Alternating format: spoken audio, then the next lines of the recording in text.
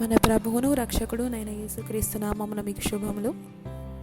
స్త్రీలను గూర్చిన ప్రత్యేక వాక్య సందేశం సజీవ వాహిని ద్వారా విందాం. అంశం: తన సంతతినంతా దైవ సేవకు సమర్పించిన మాతృమూర్తి.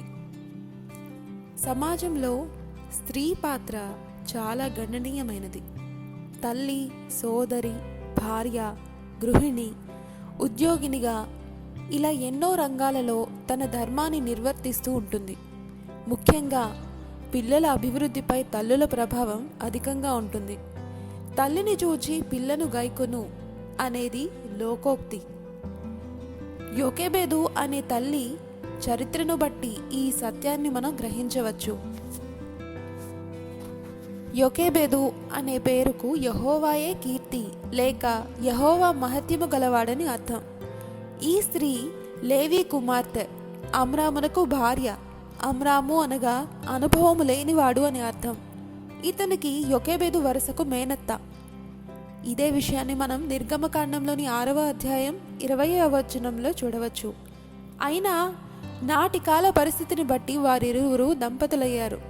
వారి అన్యోన్య దాంపత్యానికి గుర్తుగా మిరియాము అనే పుత్రిక, అహరోను, మోషే అనే కొడుకులు జన్మించారు.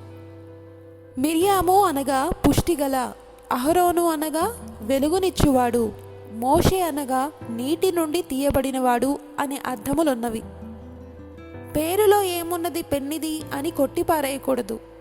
మిరియాము స్త్రీలందరికీ నాయకత్వం వహించిన సామర్థ్యం గల ఏకైక మహిళా నాయకురాలు. తమ్ముణ్ణి జమ్ము పెట్టెలో ఉంచి పొదల చాటు నుండి చూచిన యువతి అసూయకులోనై తమ్మునిపై తిరుగుబాటు చేసి వారం రోజుల పాటు కుష్ఠవ్యాధితో పీడింపబడిన స్త్రీ. గొప్ప వ్యక్తిగా పేరొందిన ప్రథమ మహిళ. అహరోను జన్మ వల్ల ఆ ఇంటిలో వెలుగులు చిమ్ముకున్నాయి. అతడు దేవుడు ఏర్పరచుకున్న యాజకుడిని ధృవీకరిస్తూ అతని కర్ర చిగురించినది. అతని వంశీయులంతా యాజకులయ్యారు. తమ్మునికి బదులుగా ఈజిప్టు రాజుతో మాట్లాడాడు. సీనాయి కొండ మీద దైవ దర్శనాన్ని చూచాడు. ఇదే విషయాన్ని మనం నిర్గమకాండంలోని 4వ అధ్యాయం 14వ వచనంలో గమనించవచ్చు.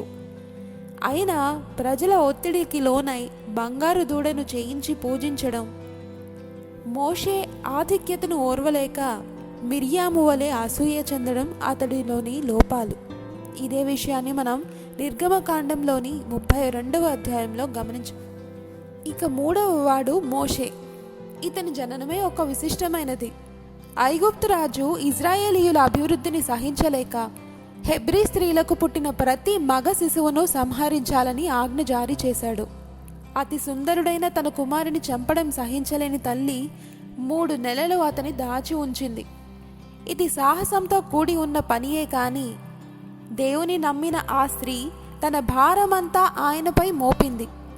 ఇక ఆ బాలుని దాచడం దుర్భరమని ఎరిగి జమ్ము పెట్టెలో ఉంచి ఐగుప్తీయులకు ఆరాధ్య దైవమైన నైలు నది తీరములోని నాచులో ఉంచింది. నైలు నది మొసళ్లకు నిలయమట. అయినా ఆమె అధైర్యపడలేదు. దేవుని యందు నమ్మకముంచింది. ఐగుప్తు రాజకుమార్తె చెలికత్తెలతో నదీ తీరానికి వస్తుందని, తన కుమారుని ఆదరిస్తుందని నిరీక్షించింది. ఆమె నిరీక్షణ ఫలించింది. రాకుమారి తన స్వంత కుమారునిగా అంగీకరించింది. మిరియాము సమయస్ఫూర్తిని బట్టి యోకెబెదును మోషేకు దాదిగా నియమించబడి దేవుని దయలోనూ దైవభక్తిలోనూ కుమారుని పెంచింది.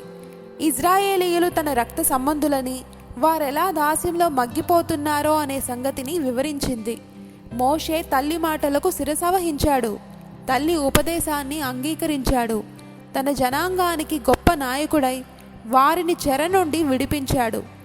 దేవుని ఇల్లంతటిలో నమ్మకమైన వాడుగాను, భూలోకమంతటిలో సాత్వికుడుగాను దేవుని నుండి మరెన్నో ప్రశంసలు అందుకున్నాడు.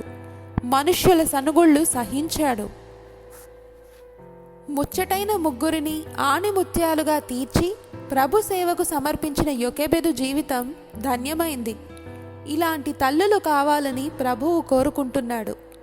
ఇలాంటి వారి వల్ల అనేకులు ప్రభువు నొద్దకు నడిపించబడాలని దేవుడు చిత్తమై ఉన్నది. మన సంతానాన్ని కూడా యోకెబెదు వలె తీర్చిదిద్ది దేవుని నుండి ఆశీర్వాదాలను పొందుదుముగాక. Thank you. దేవుడు మిమ్మును ఆశీర్వదించునుగాక. ఆమేన్.